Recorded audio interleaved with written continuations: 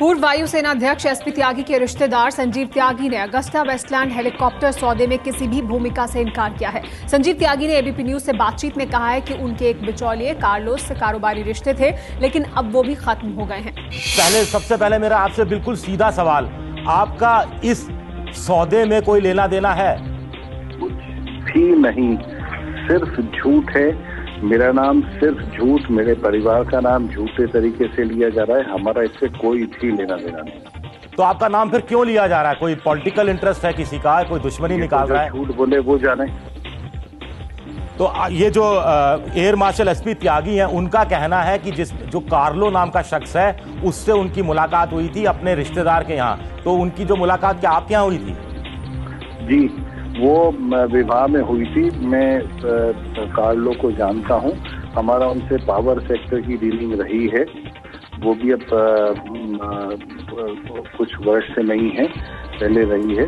लेकिन हमारा इस सौदे से, रक्षा विभाग से, इस डील से कोई भी लेना देना नहीं।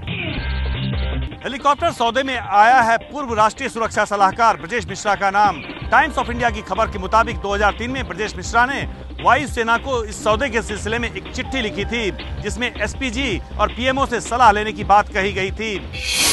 सवाल ये उठता है कि क्या ब्रजेश मिश्रा की इसी चिट्ठी की वजह से हेलीकॉप्टर खरीद से जुड़ी शर्तों में बदलाव किया गया था और अगस्ता वेस्टलैंड को इसमें शामिल किया गया था। टाइम्स ऑफ इंडिया की खबर के मुताबिक ब्रजेश मिश्रा ने 2003 में वायुसेना को चिट्ठी लिखकर कहा था कि कड़ी शर्तें रखने पर सिर्फ एक ही कंपनी टेंडर भर पाएगी। ब्रजेश मिश्रा ने ये चिट्ठी उस वक्त के वायुसेना प्रमुख एस कृष्णस्वामी को 22 दिसंबर 2003 को लिखी थी।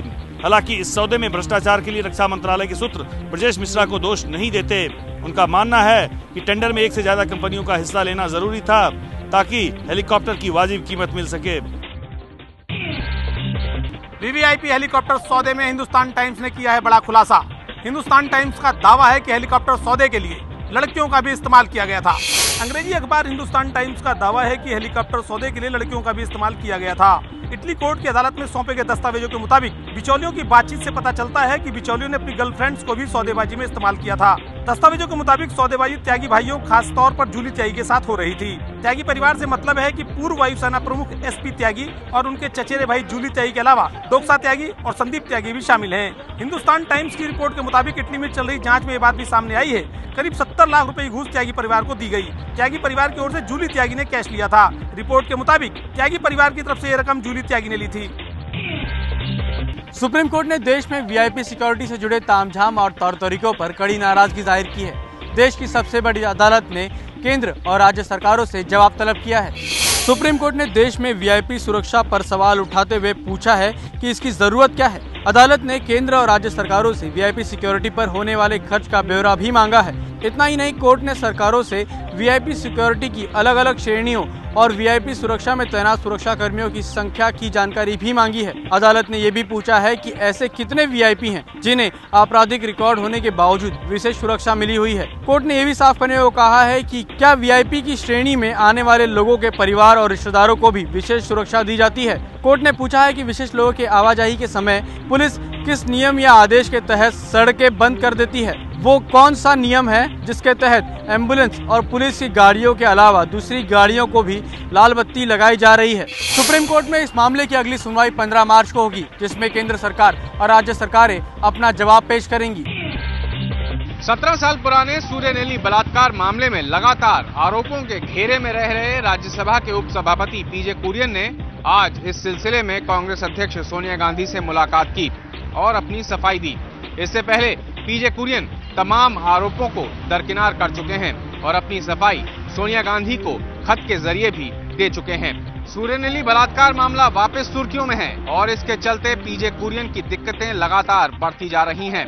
दिक्कतें कांग्रेस की भी बढ़ रही हैं, क्योंकि आगामी बजट सत्र में कांग्रेस को राज्यसभा में अहम बिल पारित करवाने हैं और ऐसे में अगर लगातार वामपंथी दल पीजे कुरियन की इस्तीफे की मांग करते रहेंगे तो सदन की कार्रवाई को सुचारू रूप से चलाना भी कांग्रेस के लिए एक बड़ी चुनौती होगा। उत्तर प्रदेश विधानसभा में बजट सत्र की शुरुआत शर्मनाक हंगामे की भेंट चढ़ गई। विपक्ष ने राज्यपाल पर कागज के गोले फेंके और नारे लगाते हुए हंगामा करने लगे। उत्तर प्रदेश विधानसभा में बजट सत्र के पहले दिन जमकर हंगामा हुआ। हंगामे का ये शर्मनाक मंजर बजट सत्र के पहले दिन देखने को मिला। राज्यपाल BL जोशी ने जैसे अभिभाषण शुरू किया, विपक्षी BSP के सदस्य हंगामा करने लगे। इस बीच राज्यपाल पर कागज के गोले फेंके गए। हंगामे के बाद BSP ने सदन से वॉकआउट कर दिया। हंगामे के बाद विधानसभा की कार्रवाई को स्थगित कर दिया गया।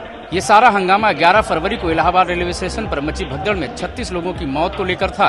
राज्य सरकार ने अपने प्रशासन को इस मामले में क्लीन चिट दे दी थी।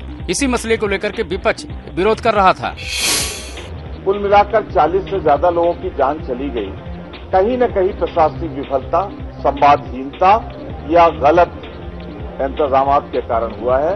इस पर विस्तार से चर्चा होनी चाहिए। महंगाई से परेशान आम आदमी को लग सकता है एक और झटका। तेल कंपनियां एक बार फिर से पेट्रोल और डीजल के दाम बढ़ाने की तैयारी में हैं।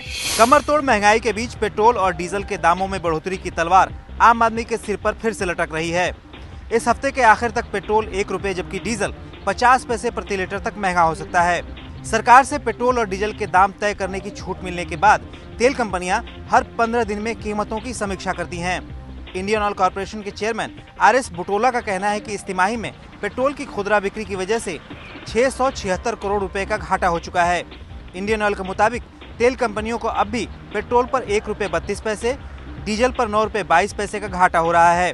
ऐसे में आशंका है कि पेट्रोल और डीजल के दाम शुक्रवार के बाद कभी भी बढ़ाए जा सकते हैं। अफजल गुरु की फांसी के बाद जारी कर्फ्यू से पर्यटन उद्योग को खासा नुकसान पहुंचा है। जहां आने वाले 2 महीनों तक के लिए 80% बुकिंग्स कैंसिल हो चुकी है, वहीं घाटी में मौजूद 90% पर्यटक वापस जा चुके हैं। कश्मीर घाटी से पर्यटकों के वापस जाने का सिलसिला जारी है। अब तक 90% से ज्यादा पर्यटक कश्मीर छोड़कर जा चुके हैं। कर्फ्यू के चलते ये लोग होटल से बाहर नहीं निकल सकते। वहीं पर्यटन उद्योग से जुड़े लोगों के मुताबिक अगले 2 महीनों की 80% बुकिंग कैंसिल हो चुकी है, जबकि कश्मीर घाटी आए पर्यटकों में से 90% वापस चले गए हैं। होटल मालिकों को आशंका है कि अगर हालात ऐसे ही रहे तो साल का टूरिस्ट सीजन बर्बाद हो जाएगा। हालात में सुधार के साथ ही जहां राज्य के कई इलाकों में कर्फ्यू हटा लिया गया है, लेकिन तनाव के चलते हालात के सामान्य होने में अभी काफी समय लग सकता है। मुंबई से सटे थाने इलाके में एक शख्स ने रिवॉल्वर से खुद को गोली मारकर जान दे दी। बताया जा रहा है कि मोबाइल की दुकान चलाने वाले इस शख्स का मानसिक संतुलन ठीक नहीं था, जिसके चलते उसने खुद को मौत के घाट उतार दिया। जिस शख्स ने खुद को गोली से उड़ा दिया उसका नाम रोहित शाह बोरीचा है। 35 साल के रोहित की थाने के गोखले रोड इलाके में मोबाइल की दुकान है। बुधवार की रात दुकान बंद करने के बाद तकरीबन 10:30 बजे मल्हार सिनेमा रोड के किनारे फुटपाथ पर खुद को गोली मार दी। जख्मी हालत में उसे पास के अस्पताल में ले जाया गया, जहां डॉक्टरों ने उसे मृत घोषित कर दिया। 2 दिन से बहुत डिस्टर्ब था। आज एक दोस्त का रिवॉल्वर उसके पास था। आज मल्हार सिनेमा का सामने फुटपाथ के उसने खुद को एक गोली मार के ली और जख्मी हो गया। उसको जुपिटर हॉस्पिटल में लाया और डॉक्टर ने उसको डेड डिक्लेयर किया है। रोहित की शादी हो चुकी है और उसके 2 बच्चे भी हैं। इस मामले की जांच नौपाड़ा पुलिस कर रही है। इलाहाबाद यानी प्रयाग में संगम किनारे आज 14 फरवरी यानी वैलेंटाइन डे के मौके पर भी एक अलग तरीके का माहौल है।